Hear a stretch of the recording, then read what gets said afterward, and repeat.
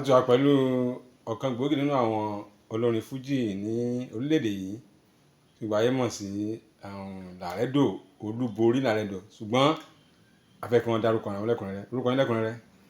Èmi ni Làrẹ́dò Àkànbí Olúborí wa fújì. Kọ́tà ìmọ̀ pẹ́yìn ilẹ̀ wà ní agodo ẹ bá yẹn jẹ́ kán mọ̀, ó yá jẹ́ kán mọ̀. Ọdún náà ní fújì adúpẹ́, ibi tá bẹ̀rẹ̀ fújì dé ọpẹ́ ní fọ́lọ́run ọba, àwọn tó ń bẹ lókè àǹfì tí wọ́n tọrọ nínú eléré. Ohun Làrẹ́dò náà ní gbọ̀n yẹn, Olúborí fújì. Eré fújì báwo la ṣe bẹ̀rẹ̀? A bẹ̀rẹ̀ láti ìgbà tá a wà níléèwé, ṣùgbọ́n a dúpẹ́ fọ́lọ́run fún àsìkò tá a ṣì wà náà, a sì tún ń bá lọ. Ṣé ẹ kọ́ ni àbí ẹ̀bùn? Ẹ̀bùn láti ọ̀dọ̀ Ọlọ́run. Gẹ́gẹ́ bí ẹ kọ́ lọ́dọ̀ ẹnìkan? Bẹ́ẹ̀. Ẹ kọ́ lọ́dọ̀ ẹnìkan kan? A kọ́ láti ọ̀dọ̀ ẹ̀bùn, ọgbà tó Ọlọ́run fi ẹ̀bùn yẹn sí wa ní ọkàn, a dẹ̀ tún fọ́lọ́ àwọn tó jẹ́ síwájú wa. Rẹ́kọ̀dì mi lè ṣe all together? Àti ṣe rẹ́kọ̀dì. Àti ṣe rẹ́kọ̀dì. Kó dédé kò sórin? Orin wà ńlẹ̀. Kí ló wá dé? Ìrànlọ́wọ́ Ọlọ́run náà ni a need. Tàbá ní káwọn sin ìtọ́jú mélòó tí Làrẹ́dò ti ń kọ fújì? Ilẹ̀ ti ta sí. Nítorí mélòó tí wọ́n ní kẹwò? Tàbá ní ká wò a bẹ̀rẹ̀ sí kó àgùrò láti kọ bí 89. 89 ẹ ti ń ṣe fújì. Ẹ̀wà sì ṣe rẹ́kọ̀dì kan tó kò sí owó. Àwọn fújì tàbá ní ká wò wọ́n máa ń pè ní orin àwọn oníjàgídíjàgan tẹ́lẹ̀, so ojú rẹ̀ yín fi wo fújì? Ní agboolé fújì lọ́wọ́ ẹ̀ kò sí wàhálà ńbẹ̀, kò sí wàhálà rárá, kò sí jàgídíjàgan mọ́, gbogbo ẹ̀ ti di ìrọ̀rùn. Bó tẹ̀ jẹ́ pé ẹ sọ pé ẹ kọ́ lọ́dọ̀ ẹnìkankan pé àwọn aṣáájú lẹ ní, àwọn ohun gangan ni wọ́n ń wò aṣáájú gẹ́gẹ́ nínú àwọn fújì jẹ́ aṣáájú yín tẹ́yìn gan wò pé this is my mentor. Ní àsìkò tá a wà yìí, ẹni tí èmi particularly tí mo wò sí gbogbo Alhaji King Dr Saheed Osupa, ọba ńlá, olúfimọ àkọ́kọ́, mọ́tàgbà mọ́lẹ̀, bàbá Sùlíyà, bàbá Asis, àwọn ni mẹ́ntọ̀ yín. Ẹ tún bá mi fún ni, ẹ tún bá mi kọrin káwọn mọ̀ pé ẹ̀yìn kan fi yín, ẹ káwọn èèyàn fi yín.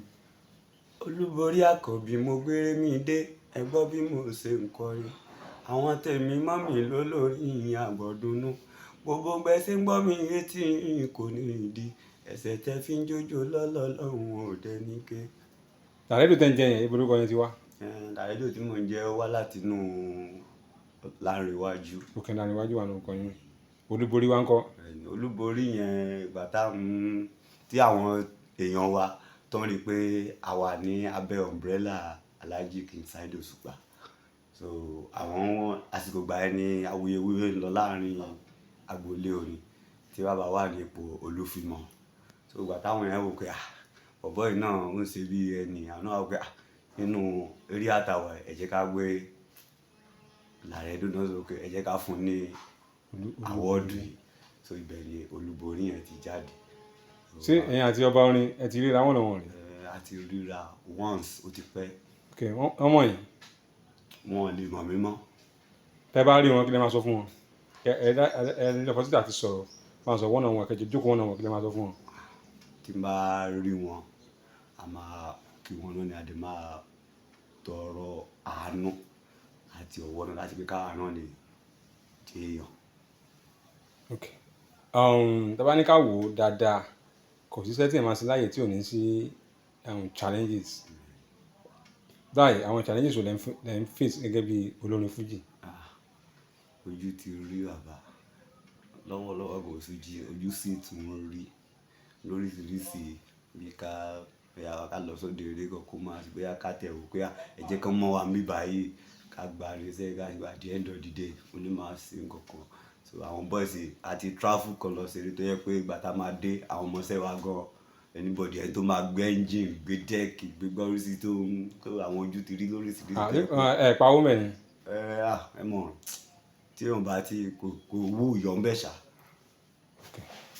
So àwọn tẹ́ bá fẹ́ kọrin, àwọn lẹ máa ti ń kọrin, àwọn tẹ́ máa ń sòkú, tẹ́ ń ṣèṣílé, tẹ́ ń kó wọn jáde, ẹ máa ń kọrin bẹ́ẹ̀, tẹ́ máa pè yín ẹ máa lọ? A máa ń lọ, a dẹ̀ máa ń ṣe jump káàkiri irú ọjọ́ Friday on the 26th gan a máa wà ní Escape Hotel ní opposite AP Ìgbòdù. Okay, nínú Kòròdú. Ní Kòròdú. Okay. Ẹ tún bá mi kọrin lẹ́ẹ̀kan sí lẹ́ka yẹn kan fi yín pèsè olúborí gangan la interview. Wọ́n lé mi lọ olúborí, yes, olúborí. Orin tí mo kọ yìí, àwọn ara orin tí mo ní nínú rẹ́kọ̀dù. Tẹ́lẹ̀ fi sí rẹ́kọ̀dù. Tẹ́lẹ̀ fi sí rẹ́kọ̀dù. Okay, ẹ̀kọ́. Ó lọ báyìí pé wọ́n lé mi lọ olúborí, yes, olúborí. Èmi lọ́dúndún fújì o, àkọ́bí olórin, olúborí akọ̀rọ̀ o, àkọ́bí olórin. Inú ẹ̀ la tún ti kọ pé má gbàgbé mi ọlọ́run mi mú mi tẹ̀síwájú, má gbàgbé mi ọlọ́run mi mú mi tẹ̀síwájú. Àkàbà tí mo fẹ́ kó òwú mi ọlọ́run, bàbá mú mi dókè òkè mi náà rí ṣe. So orin ìmísí orin ibo ni wọ́n ti ń rí? Nínú ẹ̀bùn tọ́lọ́run fún mi ló ti ń wá, because mi níwèé orin. Bí mo ṣe wà pẹ̀lú yín sìn, bí mo ṣe dúró yìí ni àwọn nǹkan tí mo máa sọ ló wà. Ó wà gẹ́gẹ́ bí ẹ máa ń ẹlẹ́mìíràn tó bá wà ní tọ́lẹ̀, ẹlẹ́mìíràn tó bá ń wẹ̀, ẹlẹ́mìíràn tó bá ń sòtì yín kan máa ń wá báyẹn ni. Ká tó máa lọ, ẹ bá sọ fún nọ́mbà yín fún àwọn tó bá fẹ́ pín sóde eré tàbí àwọn tó fẹ́ rìn lọ́wọ́ láti gbé rẹ́kọ̀dù ń jáde. Orin wà nílẹ̀ àbí? Owó ni ò sí. Ẹ sọ fún nọ́mbà yín. Kẹ̀dẹ̀ sọ àkáǹtì nọ́mbà yín náà. 080 71 79 61 12. Ẹ sọ lẹ́ẹ̀kan sí. Second number. Okay. Second number. Okay. 080 89 90 72 04. Ẹ máa pín méjì lẹ́ẹ̀kan sí. 080 71 79 61 12. Second one 080 89 90 72. Ẹ sọ àkáǹtì nọ́mbà yín. Account number mi ni 04 70 48 14. Ẹ pín lẹ́ẹ̀kan sí.